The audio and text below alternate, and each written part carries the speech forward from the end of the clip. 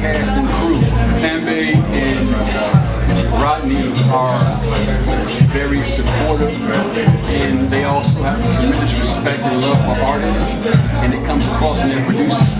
So it was fairly easy. You know, if anything, is more so about me wanting to make sure I deliver something to them that they really liked. You've got great people involved. Sharine's co-writer on it. She's had an amazing career, and she's wonderful. You have Vanessa Bill Duke, a consultant producer. You have Ka'rammu. I mean, just amazing people. Miss Vanessa Williams. Well, I've grown up, you know, watching her over the years. She's a wonderful actress. She's had a long career, and rightfully so. Working with her on screen, I got to watch her work, and as an actor, it's good to be with people that are better than you, because that's how you learn. She does it flawlessly, effortlessly, and she's kind, you know, so outside of that, she's friendly, and that wonderful smile brightens up everything, and I mean, I consider her a friend, you know what I'm saying? It's just somebody I can actually call up and say, hey, Vanessa. Working with Ka'rammu was wonderful. I mean, he's a phenomenal actor, phenomenal writer, phenomenal director, so he has no damage. You know, you're in good hands in every aspect, and it was definitely an honor. He's done wonderful things. It was a blessing for me. I think a blessing for anybody to be able to work with him. But he's very patient. He understands. He's knowledgeable, and so he was just a wonderful teacher in a lot of ways. Working with Ka is probably one of the easiest things in the world. Well, it's one of the easiest and the hardest things in the world, because he pushes you to your best self in doing the work. And he's a tweaker, so he's always looking and revising and trying to make things better and better and better, and even at its best, he's trying to make it better. We go home and tweak it a little bit. I saw some stuff I ain't too happy with. We're definitely pushed to a place that is outside of any comfort level. Ka'rammu is one. There's no planet that you could be on and Ka'rammu is not acquainted with it. He's well read, he's well versed, and so his conversation can run the gamut. And he is one who studies and loves the psychology of women. Longing to work with the amazing Ka'rammu Kush. I had seen many of his films. I think all of them. The first film I saw was Salvation Road, and I saw it at a festival, and I was like, oh my God, who is this filmmaker? And this attention to detail and storytelling, and then I went back and saw all these films that he made about women and relationship, and I was like, oh, this is a brother who loves women and really knows how to shoot us and tell the story. So I definitely wanted to be behind his lens, or rather in front of his lens. Me, writing is not a comfort zone for me. I'm an actor, but he challenged me one day to just put words on the page. We've had several conversations, and in that he challenged me to just put some of the thoughts and concepts and ideas that I had and just put it together and put words on the page. And so I did, and lo and behold, here we are. I never thought that, you know, putting those words on the page that day would, now I would see my thoughts coming out of my head onto the page and now on the screen. But that is the joy of working with Ka'rammu Kush.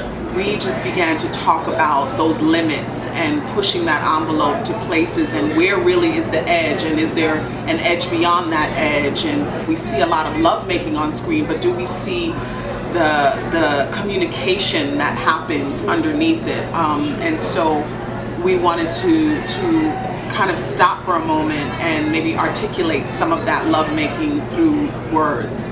And so that's what we did. It's a coming of womanhood story. Okay. In short.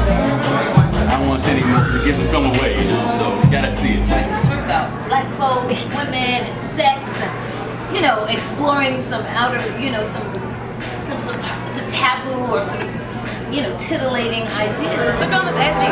You know, Ka'rammu likes to go there, and I think that's very cavalier, and I think that's important in filmmaking because there's truth in it, and a lot of people are scared to go there. So this one, hopefully, a lot of people can relate to. It creates a lot of dialogue. It's some interesting subject matter without telling too much, but it's definitely grown folks' business, and but it's a good thing, and it's positive, and it's seeing people of color in a positive light, and in a light that we don't see very often. Ka'rammu and I had quite a number of conversations about what the roles would require. And it did, it did require a sense of knowing yourself, knowing your fears, being willing to face those fears, and being willing to, yes, be naked on screen physically, but being able to be naked in all facets of yourself, emotionally and psychologically and mentally. And so we knew that we had to have someone who wasn't just ready to act, but was ready to really chew the piece up. This character, she has a lot of different layers and things going on, but she loves life. She loves big. But when it comes to matters behind closed doors, when it comes to those intimate moments with her significant other, those are kind of gray areas for her, and she's a little more conservative. And so she's kind of finding her way, in her relationship, in her preferences, and in herself, and then figuring out who she is. Well, Baby is a grown-ass woman. It's also a character that I haven't had a lot of opportunity to play. I've played a lot of moms and a lot of really thoughtful women, and it was good to be, this sort of fully orbed, sexually expressive woman. That hi, honey, director. This is my buddy. I'm so proud of you. So proud. And Dee, my other baby. It's really beautiful how the language of film and pictures really, really talk, and then the pictures within the pictures, which is why I had that question and talk back about the stills, because photography, which was so beautiful and poetic, and really one of my favorite parts of the film as well. Did you design those shots, especially the shots of you?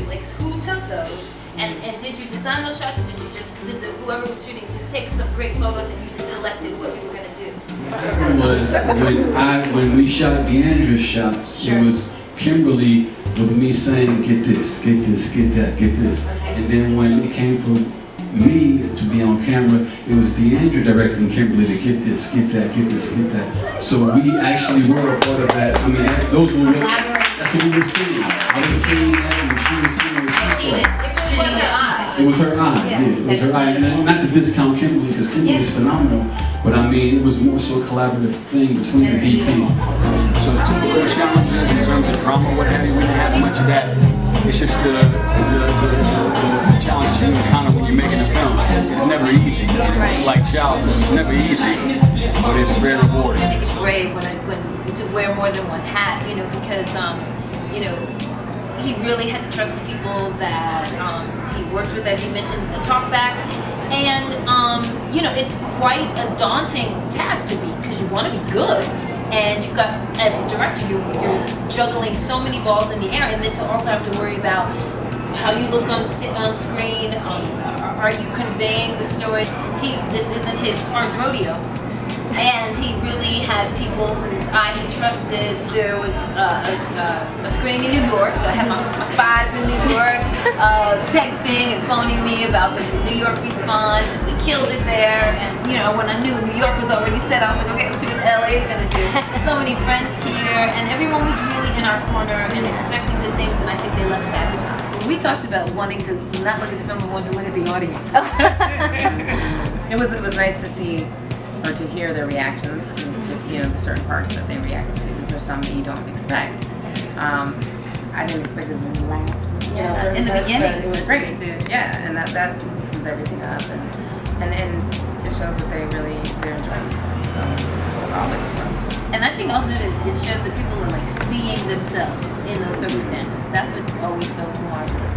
You get to tell this story, and then you sort of fall away, and the audience, the viewer, gets to put themselves in those characters' shoes. This process has been a exciting process, a scary process, a humbling process, but it definitely is a liberating process for various reasons. And I even can get in my own way, and so for me, much like the character of Isis, I think that this process pushed me to my own edge and kind of pushed me off the cliff. And so who knew that I would be able to fly to this point, and so now I'm ready to sort of take the next challenge within my own self. So follow us on Instagram, Yeah, we on the Twitters and I'm at Nessa Williams 1 on Instagram and at Nessa Williams I am at simply_DeAndrea.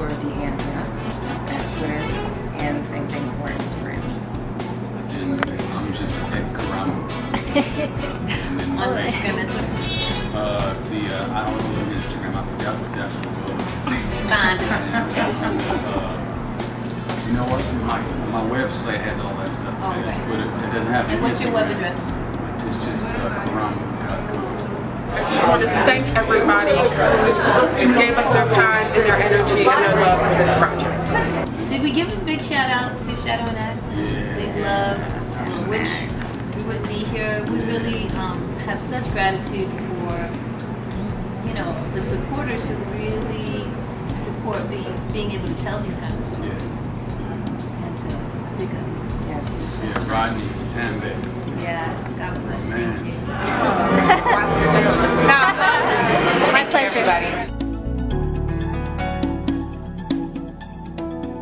I got a film on HBO right now. It's called Salvation Road. And working on some feature projects. I got a TV show I'm working on with John Singleton